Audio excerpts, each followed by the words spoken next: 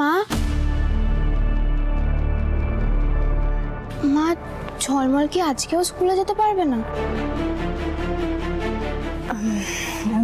ঝিলিক, তুমি একটু বোঝার চেষ্টা করো। ওর অ্যাটেন্ডেন্সের জন্য এরপরে তো গার্জেন কল হবে, আর এমনিতেও না স্কুলে সবাই আমাদের ফ্যামিলিকে নিয়ে হাসাহাসি করছে, কাম্মাকে নিয়ে হাসাহাসি করছে। একজন টিচার, তারপরে প্যারেন্টসরা, সব স্টুডেন্টসদের প্যারেন্টসরাও হাসাহাসি করছে। একজন বলছিল স্ক্যান্ডালাস ফ্যামিলি।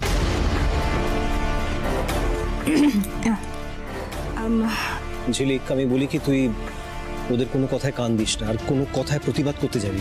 একটা কাজ কত ঝিলিক, খাবার বেড়ে রেখেছি, যা ভাইয়ের ঘরে নিয়ে যা, ভাইকে খাইয়ে দে। হ্যাঁ, যা যা যা, শিগগিরই যা। বাবা বাবা, এবার আমাদেরকে বাড়ি যেতে হবে। না না, সে কি এখনই চলে যাবি? এখন কয়েকটা দিন থেকে গেলে হতো না? হ্যাঁ, থেকে গেলে হতো, কিন্তু আঙ্কেল প্লিজ একটু বোঝার চেষ্টা করুন। শীত যেটা করেছে তারপরেই বাড়িতে আমি সত্যি থাকতে পারছি না, খুব খুব লজ্জা লাগছে। আমি চাই না যে আর আমাকে কেউ ভুল বুঝুক, তাই প্লিজ। ও ছোটপি, ছোটপি তুমি চলে যাচ্ছ কেন? আর কয়েকটা দিন থেকে যাও প্লিজ। ঝিলিক শোনা মা আমার, আমি তো আবার আসবো কদিন পরে। আর শোনো, তুমি কিন্তু খুব সাবধানে থাকবে, সবাইকে দেখে রাখবে। আমি কদিন পরেই আসবো, মন খারাপ করতে নেই ঝিলিক। না রোশনি, বিয়ের পর তো তোর ভালোই পরিবর্তন হয়েছে।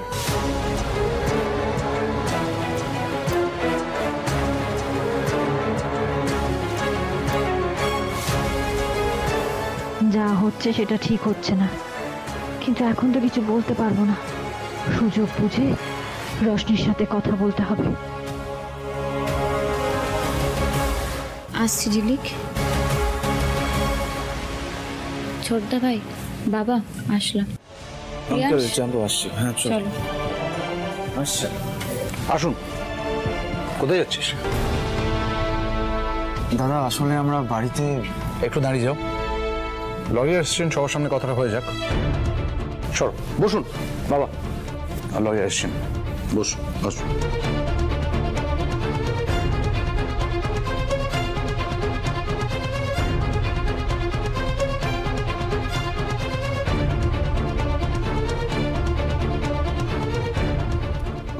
উকিলবাবু, আপনি প্রথমেই বলুন তো যে আমরা কিভাবে মেহুলিকে বেল করাতে পারি।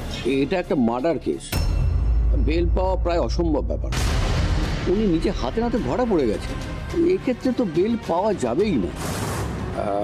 উল্টে অপরাধী কড়া শাস্তি হবে। তাও আমি দেখছি যদি কোনো ফাঁক ফুকর বার করা যায়, কিন্তু একটা কিন্তু আপনি যেটা বলবেন ক্লিয়ারলি বলুন না প্লিজ। না মানে অনেক টাকা লাগবে,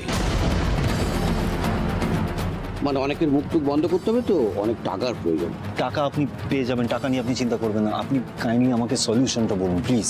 হ্যাঁ স্যার, একটু দেখুন যাতে মেহুলিকে বাঁচানো যায়। মানে জানি না কিভাবে, বাট যদি সম্ভব হয় প্লিজ বাঁচান মেহুলিকে। টাকা নিয়ে ভাববেন না। উকিলবাবু, এটা সিংহরায় পরিবার, অতএব টাকা পয়সা নিয়ে আপনি ভাববেন না, প্লিজ গো অ্যাহেড।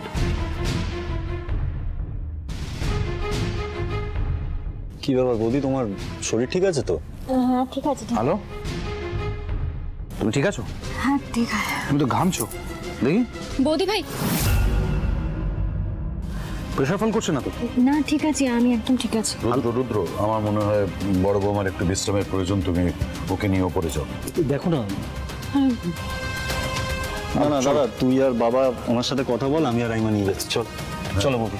সাবধানে, আসতে সাবধানে যাও বাবা। বসো। হ্যাঁ হ্যাঁ চলো। রিয়াংশ, বৌদি ভাইয়ের শরীরটা খুব খারাপ করছে, আমি যাই একবার ওপরে না প্লিজ। রোশনি, আমাদেরকে এক্ষুনি বেরোতে হবে। বেবি প্লিজ আন্ডারস্ট্যান্ড, আমার অনেক কাজ আছে, আর এখানে সবাই তো আছে টেক কেয়ার করার জন্য বৌদি, তাই না? চলো চলো চলো, অনেক দেরি হয়ে যাচ্ছে। কাম কাম।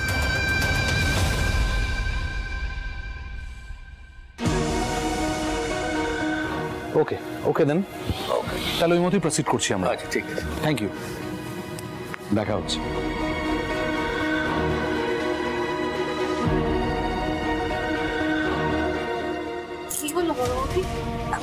শরীর খারাপ লাগছে?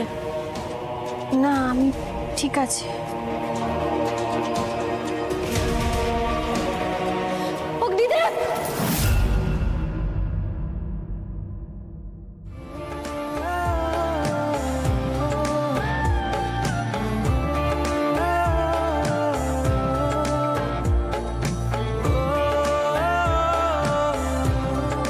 বৌদি, আরে রুদ্র কি করছো কি? যাও বড় বৌমাকে ওপরে নিয়ে যাও। আমি ডাক্তারকে ফোন করছি।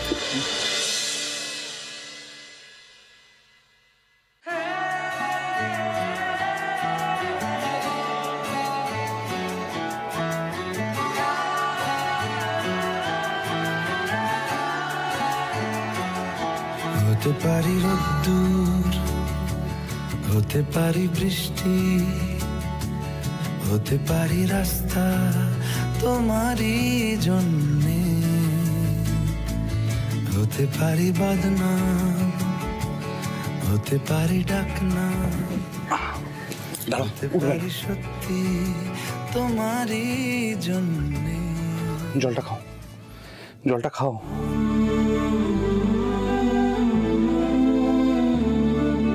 বেটার লাগছে? তুমি আমার কথা চিন্তা করো না, আমি ঠিক আছে। আমার না খুব ছোটর জন্য চিন্তা হচ্ছে। মেয়েটা ওভাবে লকআপে রয়েছে, লকআপে থাকা যে কি কষ্টকর আমি তো জানি। আমি তো কোনো দোষও করিনি, আর ওরা যেভাবে আমার উপর। গলা উঁচিয়ে কথা বলছিস যে? আমাদের এখানে থাকতে গেলে গলা নামিয়ে কথা বলতে হবে।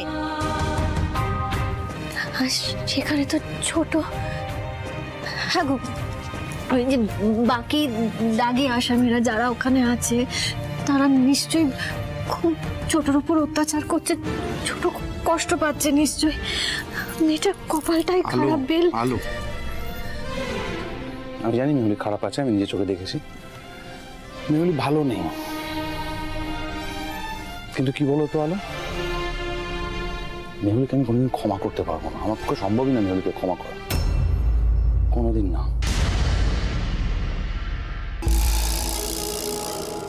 শেষ কিন্তু এত সহজে ছাড়া পাবে না, খুব বড় রকম ছড়িয়েছে।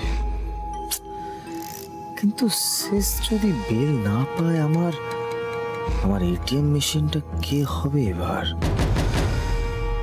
দামি নেশা, লাইফস্টাইল, শপিং, এবার কাকে টুপি পরিয়ে ফাটের জীবনটা চলবে?